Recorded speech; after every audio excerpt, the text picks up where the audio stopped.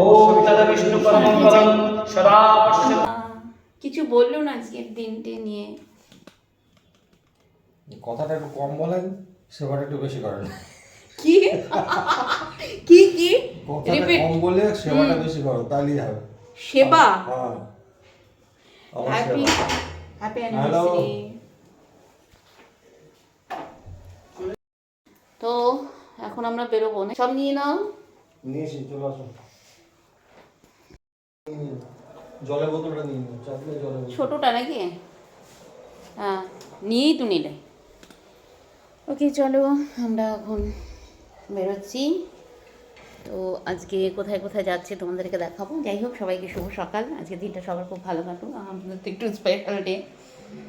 তো ঠিক আছে চলো, আজকে কালকে তো কিছুটা ঘুরেছি, আর আজকে বাকিটা ঘুরবো। চলো, যেতে যেতে দেখা হচ্ছে তোমাদের সাথে। মুর্শিদাবাদ ভ্রমণের আজকে দ্বিতীয় দিন। প্রথম দিনের ভিডিও অলরেডি শেয়ার করে দিয়েছি, তোমরা অনেকে হয়তো দেখেও নিয়েছো, যারা এখনও দেখোনি দেখে নিও। আর আজকে দ্বিতীয় দিনে আমরা ঘুরবো নদীর ওপারে। গতকাল ঘুরেছিলাম নদীর এপারে, আজকে আমাদের ভ্রমণ নদীর ওপারে। আর আজকে প্রথমেই যাচ্ছি নদীর ওপারে। আজ মূলত কিরিটেশ্বরী মন্দির দর্শন এবং পুজো, সেটার জন্য যাওয়া। আর সেই সঙ্গে নদীর ওপারে যা যা রয়েছে সেটা তো অবশ্যই দেখব, দর্শনীয় স্থানগুলো। তো নদী পারাপার করতে গিয়ে এই নৌকোতে করেই নদী পার হয় সবাই। আর এই দেখো টোটো বাইক সব কিছু ওই নৌকোর মধ্যেই তোলা হয়ে থাকে। এটাই এপাশ থেকে ওপাশে যাওয়ার একমাত্র রাস্তা। অন্তত এই ভয়ের কিছু নেই, বেরিয়ে চলে এসেছি এপাশে। আর এই দেখো চারপাশে সবুজ, কত যে আম গাছ আর আম বাগান। এই দৃশ্য, গ্রামের এই দৃশ্য দেখতেই চোখ জুড়িয়ে যায়। মানে যত দূর চোখ যায় আম বাগান, সবুজ গাছপালা। আমরা নদী পার হয়ে এপারে চলেই এসেছি। আর যেমনটা বললাম, চারপাশে আম গাছ। তো এবার আমরা যাচ্ছি খোশবাগ। খোশবাগ হচ্ছে নবাব সিরাজদৌল্লার সমাধিস্থল। সিরাজদৌল্লা এবং আলিবর্দি খাঁ ওনাদের সমাধি রয়েছে এই খোশবাগে। এছাড়াও আরও অনেক কেরই রয়েছে, মানে ওই সময়ের নবাবের রাজবংশের মানে পরিবারের সকলেরই অনেকেরই এখানে সমাধি রয়েছে। এবং এটা এখন একটা দর্শনীয় স্থান হয়ে উঠেছে। তো আমরা যথারীতি এসে পৌঁছে গেছি খোশবাগে। বাপরে বাপ, মুশকিল, খুব সুন্দর জায়গাটা। এই হচ্ছে মসজিদ। এখানে যে সমাধিটা রয়েছে, এই সমাধিটাই হচ্ছে নবাব সিরাজদৌল্লার সমাধি।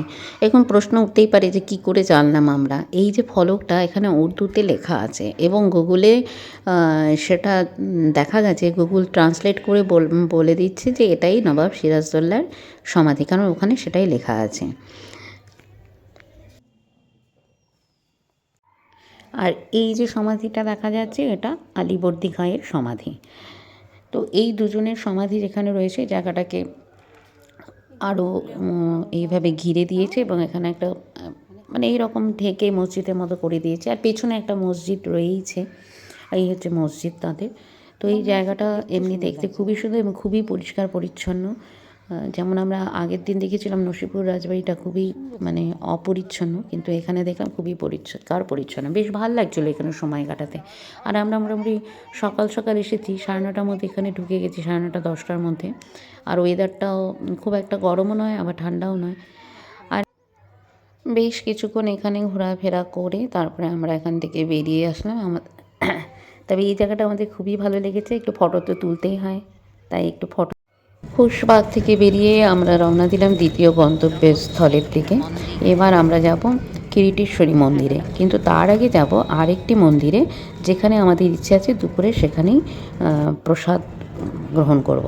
চলে আসলাম এই মন্দিরে, কিন্তু এখানে এখন কুপন কাটতে হবে, তাই আমরা এইখানে গিয়ে প্রথমে কুপনটা কেটে নিলাম। কারণ এখানে কুপনটাও 11টা পর্যন্তই দেবে, 10:30 থেকে 11টা, তারপরে আসলে কুপন পাওয়া যাবে না। এই তো মনে হয়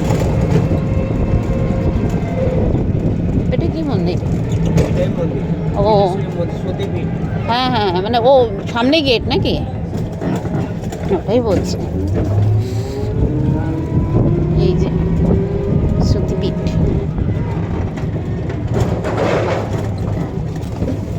এবার আমরা চলে আসলাম সতীপীঠ কিরিটেশ্বরী মন্দিরে। মেন মন্দির।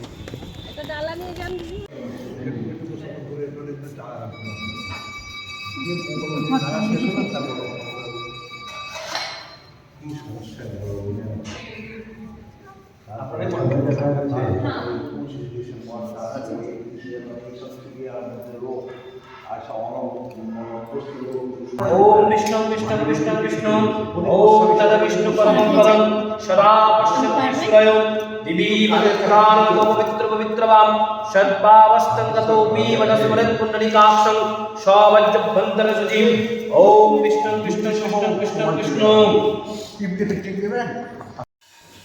কিরিটেশ্বরী মন্দিরে আমাদের পুজো হয়ে গেল এবং খুব সুন্দর পুজো হলো, ভীষণ ভালো লাগলো। পুজো দিয়েও একটা মনে তৃপ্তি পেলাম মায়ের আরাধনা করে।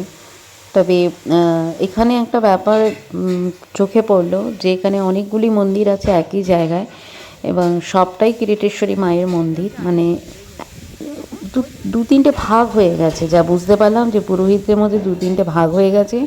কেউ বলছে যে এটা আদি মন্দির, কেউ বলছে এটা আদি মন্দির। যাই হোক, আমাদের কাছে আমার মায়ের কাছে গেছি, মায়ের পুজো দিয়েছি, এটাই অনেক মানে ভালো লাগছে। তো তারপরে ওখান থেকে বেরিয়ে চলে আসলাম। এটাও আর এটা তো বলে গুপ্ত মন্দির, কিরিটেশ্বরী গুপ্ত মন্দির। মানে বলা হয়েছে এটা নাকি প্রাচীন মন্দির। মানে ওই যে বললাম একটা অসুবিধে হচ্ছিলো যে কোনটা প্রাচীন মন্দির। তবে এখানকার পুরোহিত বললেন যে না, প্রাচীন মন্দির আগে যেখানে দিলাম সেখানেই, কিন্তু পরবর্তীতে ঠাকুরকে এখানে আনা হয়েছিল গুপ্ত লুকিয়ে রাখা হয়েছিল।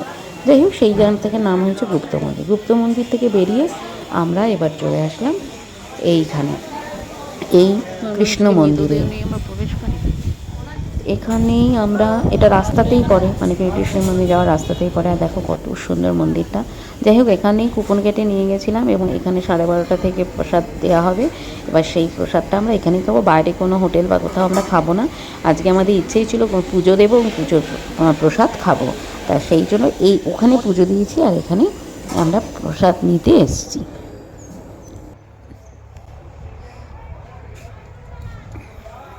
আসো।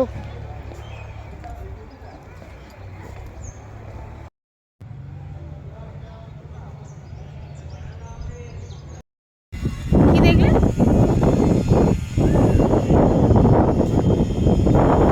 ফুলগুলো কি সুন্দর।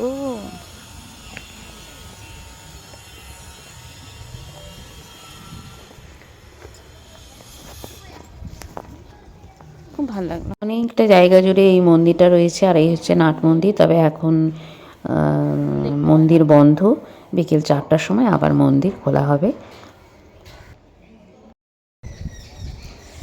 ঠান্ডা লাগছে।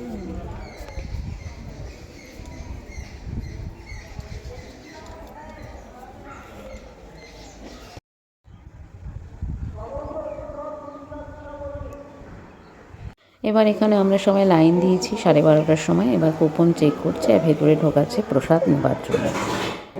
তো এখানে দেখতেই পাচ্ছ সবাই প্রসাদ নিতে বসে গেছে। এইভাবেই এখানে প্রসাদ বিতরণ করা হয়।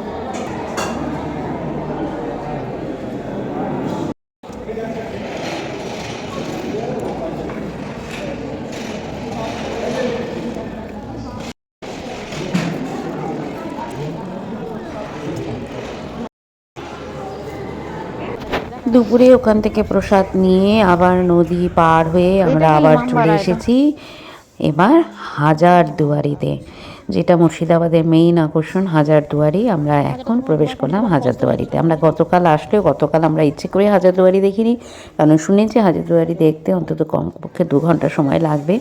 তো আমরা আজকে এসেছি। আর ভেতরে তোমাদের কিছুই দেখাতে পারলাম না, যেহেতু ভেতরে মোবাইল অ্যালাউ নয়, ক্যামেরা অ্যালাউ নয়। আর এইদিকে ওইটা হচ্ছে ইমামবাড়া। তো আর এই হচ্ছে ক্লক টাওয়ার, সবটাই এই এরিয়ার মধ্যেই পড়ে। হাজারদুয়ারি দেখতে খুবই সুন্দর এবং অনেকটাই সময় লাগবে। আর বলা আছে এখানে 1000টা দরজা আছে, আসলে 900টা দরজা আছে আর 100টা দরজা বোধহয় নকল দরজা। কিন্তু দেখে খুব ভালো করে না দেখলে কিন্তু বোঝা যায় না যে কোনটা আসল দরজা আর কোনটা নকল দরজা। আর ওই যে ইমামবাড়াটা এখন বন্ধই থাকে, শুধুমাত্র মহরমের দিন ইমামবাড়াটা খুলে দেওয়া হয় সবার জন্যে।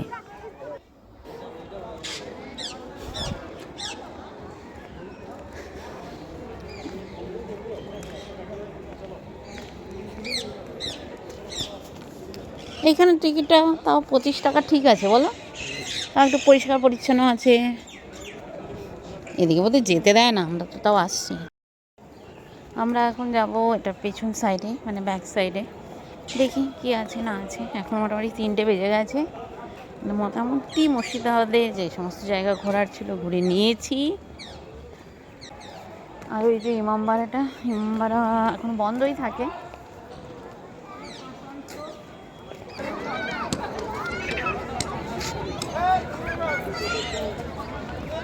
দাদা দিও না।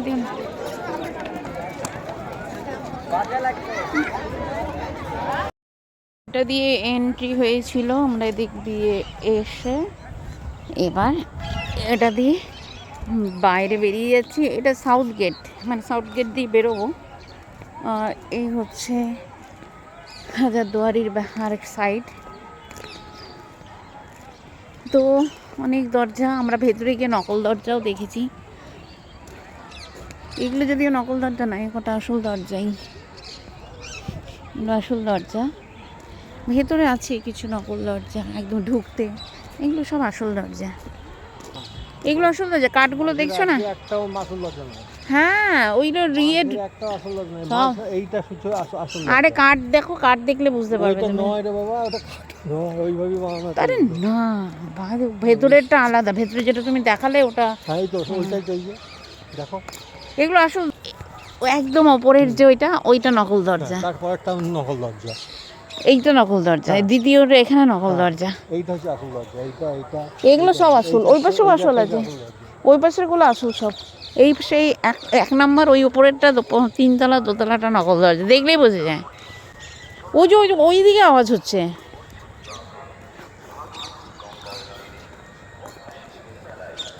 কোন মেলা হচ্ছে। হাজারদুয়ারি ঘোরা আমাদের মোটামুটি 5টার মধ্যে কমপ্লিট হয়ে গেছিলো। আর হোটেলটা ছিল একদম হাজারদুয়ারির পাশেই, তা সে হোটেলে ছিলাম। আর আজকে সন্ধ্যাবেলায় এসেছে আমার ভাই নিমাই দেখা করতে, হোটেলেই চলে এসেছিলো। তো বেশ গল্প টল্প করে বেশ কাটলো আমাদের। আর তোমাদের একটু আগেই বলেছিলাম, মানে ব্লগে শুরুতে বলেছিলাম আজকে আমাদের একটা স্পেশাল ডে, মানে আজকে আমাদের অ্যানিভার্সারি। মূলত আমরা এই অ্যানিভার্সারি দিনটাকে পালন করার জন্যই এই ছুটি নিয়ে মুর্শিদাবাদে এসেছি, 2 দিনটাকে একটু নিজেদের মতো করে কাটাবো বলে। তো আজকের দিনটা আমাদের ভালোই কাটলো। এবার এখান থেকে আগামীকাল সকালে বেরিয়ে যাব, এই যেদিনের ভিডিও দেখাচ্ছে সেই দিন অনুযায়ী আমরা পরের দিন বেরিয়ে যাব। তা বেরিয়ে যাব বলতে যেহেতু আমার ভাই থাকে মুর্শিদাবাদ বহরমপুরে থাকে, তো ও এসেছিলো, ও কিছুতেই ছাড়বে না। এবার যথারীতি আগামীকালও আমরা কলকাতা ফিরছি না, আগামীকাল যেতে হবে ওদের বাড়িতে। তো এবার হলো কি, পরের দিন সকালে আমরা হোটেল ছেড়ে দিয়ে বেরিয়ে এসেছি, তো চেক আউট করে বেরিয়ে এসেছি। এবার জানতে পেরেছি কাশিমবাজারে রাজবাড়ি রয়েছে, তো সেটা আমাদের দেখা হয়নি। তাই আমার ভাই একটা টোটো চালককে ঠিক করে দিয়েছিল, সে আমাদের ওই বহরমপুর নিয়ে যাওয়ার সময় এই কাশিমবাজার রাজবাড়িতে নিয়ে আসলো। তাই এই জায়গাটাও একবার আমরা ঘুরে নিচ্ছি। এটা হচ্ছে কাশিমবাজারের ছোট রাজবাড়ি, 2টো রাজবাড়ি আছে, এটা ছোট রাজবাড়ি। তো এখানেই এখন মোটামুটি দেখার জিনিস রয়েছে, ভিতরে মিউজিয়ামও রয়েছে, কিন্তু 9টার পরে এইটা খুলবে, তার আগে খুলবে না। তো আমরা যথারীতি 9টার আগেই চলে এসেছি, তার জন্য ভেতরটা দেখা হলো না। তবুও এটা যথেষ্টই সুন্দর, বেশ ভালো লেগেছে। আর সামনেটা এটা একটা পার্ট হোটেলের মতো হয়ে গেছে, রেস্টুরেন্টের মতো, আর একটা পার্ট এরকম দ্রষ্টব্য স্থান হিসেবে এখনও আছে, খোলা আছে। এবং এর ভেতরে নাকি দুর্গা মন্দির আছে, দুর্গা পূজা হতো সেই রাজার আমলে আর কি। আর বিভিন্ন মিউজিয়ামে যেরকম থাকে রাজাদের ব্যবহার করা জিনিসপত্র, এসবই রয়েছে। পরবর্তীতে শুনলাম, ওখানকার লোকদের মুখেও শুনলাম, কিন্তু সেটা আমাদের আর দেখা হয়নি। কারণ যেহেতু আমরা আবার বহরমপুরে আমার ভাইয়ের ওখানে যাব, ওখানে একটু থাকতে না পারলে হয়। তাই এখানে যদি এসব দেখার জন্য ওয়েট করি, তাহলে কিন্তু এটা ঘুরে দেখতেও বললো যে ঘন্টা 2 লাগবে, তাহলে ওদিকটা দেরি হয়ে যাবে। তাই আর আমরা এখানে বেশি সময় কাটাইনি, কারণ এরপরে আরেকটি রাজবাড়ি আছে, বললাম যেমন এটা ছোট রাজবাড়ি, আর একটা বড় রাজবাড়ি আছে।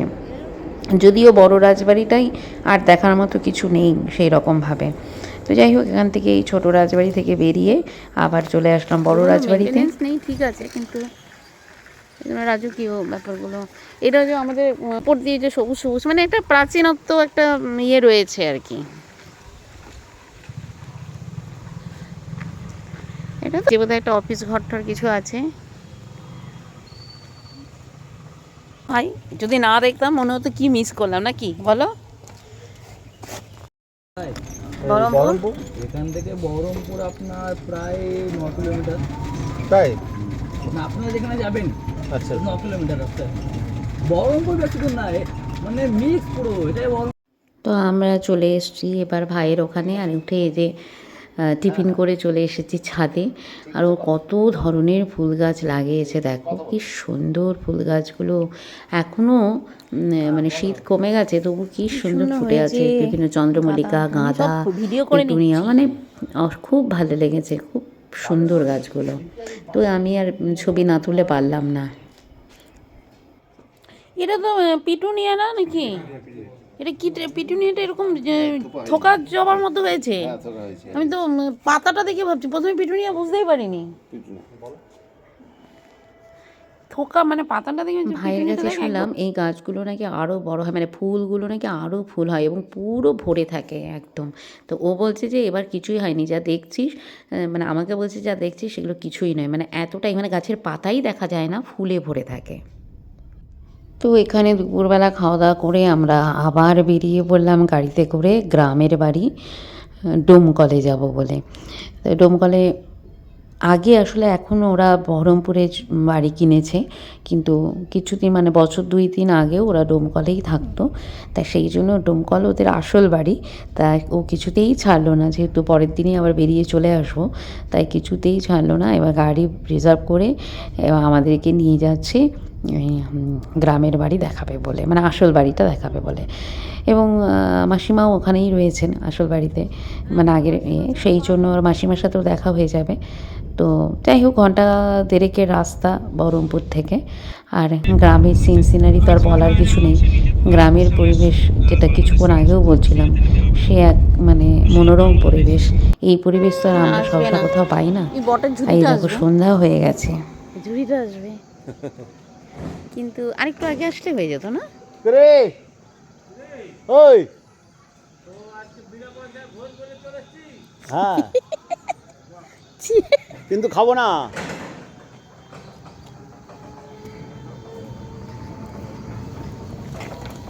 বহরমপুরের স্কয়ার ফিল্ডে 8টার সময় আমাদের একটা গেট টুগেদার আছে। গেট টুগেদার মানে আমরা সব এনএসপি বন্ধুরা ওখানে মিট করব, সেই জন্য যথারীতি আর গ্রামে থাকা গেল না, আবার আমরা রওনা দিয়ে দিলাম বহরমপুরের উদ্দেশ্যে। আর এই দেখো সাঁকোর ভেতর দিয়ে, মানে সাঁকো আছে, একটা বাঁশের সাঁকো, তার উপর দিয়ে গাড়িটা চলছে। যাই হোক, এই ব্লগটা এখন এখানেই শেষ করছি। কেমন লাগলো অবশ্যই কমেন্ট করে জানাবে। ভালো থেকো।